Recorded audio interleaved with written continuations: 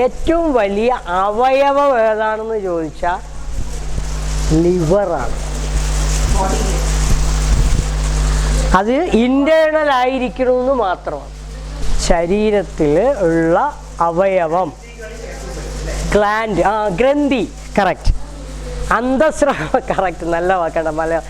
അതായത് gland English, മലയാളത്തിൽ ഗ്രന്ഥികൾ.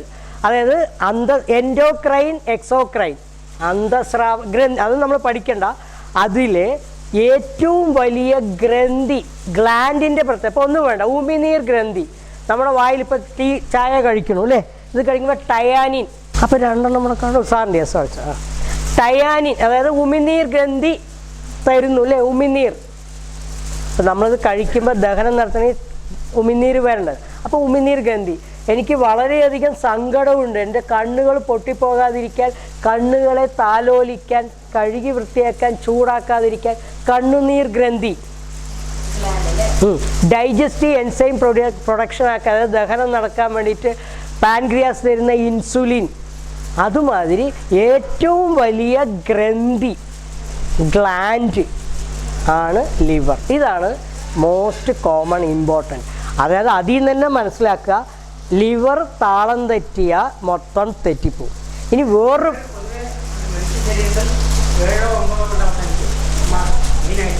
ഏത് സാർ 7 ഗ്ലാൻഡ്സോ? അതെ എണ്ണം. അതിലെ ഏറ്റവും വലിയ പ്രത്യേകത ഏത് പ്രതിസന്ധിയും അബ്സോർബ് ചെയ്യാൻ കഴിവുള്ളതാണ്.